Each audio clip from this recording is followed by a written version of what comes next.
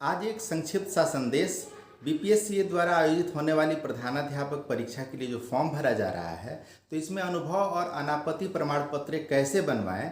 जैसे कि हम लोग जानते हैं कि निदेशक माध्यमिक शिक्षा ने पत्र निर्गत करके फॉर्मेट जारी किया है कि इसी फॉर्मेट में अनुभव प्रमाण पत्र देना है। कुछ लोग कह रहे हैं कि क्या हेडमास्टर के लेटर पैड पे अनुभव प्रमाण पत्र बनवाएं। बिल्कुल उसकी आवश्यकता नहीं है। इसी फॉर्मेट पे आप अनुभव प्रमाण पत्र बनवाएं, यही वैलिड होगा, बाकी कुछ भी नहीं चलेगा। अब इसमें समस्या आ रही है कि प्रमाण पत्र संख्या और दिनांक क्या भरें। तो प्रमाण पत्र संख्या और दिनांक आगत निर्गत पंजी से भरें। हर प्रधानाध्यापक प्रत्येक वर्ष एक नई आगत निर्गत पंजी बनाते हैं, जिसमें वो पत्राचार के जो भी पत्रांक दिनांक होते हैं उसको अंकित करते हैं। तो प्रधानाध्यापक जो लेटर इशू कर चुके हैं उसके बाद जो नेक्स्ट आएगा, तो उसमें प्रमाण पत्र जो निर्गत करेंगे किसी व्यक्ति के नाम से, जैसे निर्गत किया गया मेरा कि कलामुल्लाह को प्रमाण पत्र निर्गत किया जाता है, तो उसका कुछ पत्रांक होगा और जिस डेट में निर्गत होगा वो दिनांक होगा। वही पत्रांक और दिनांक यहाँ भर दिया जाए, ये सबसे बेहतर होगा।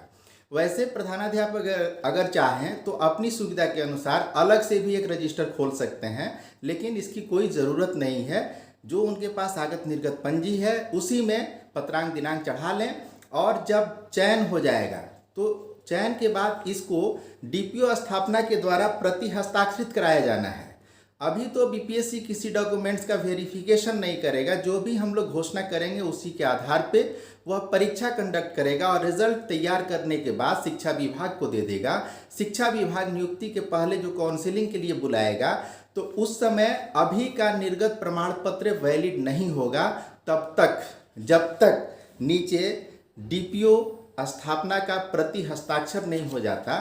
तो उस समय संबंधित प्रधानाध्यापक जो हैं पत्र बनाएंगे और लिखेंगे कि हमने इस पत्रांक दिनांक से इनको प्रमाण पत्र निर्गत किया था, इसको प्रति हस्ताक्षरित किया जाए और प्रति हस्ताक्षरित होगा।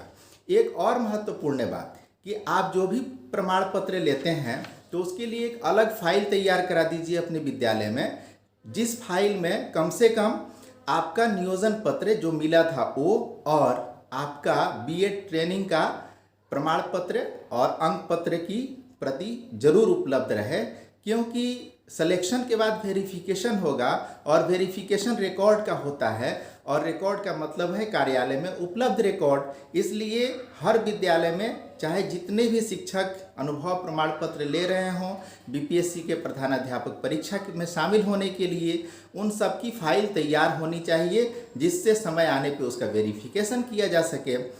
एक और महत्वपूर्ण बात मैं बताना चाहूँगा कि अनापत्ति प्रमाण पत्र की आवश्यकता नियोजित शिक्षकों को नहीं है।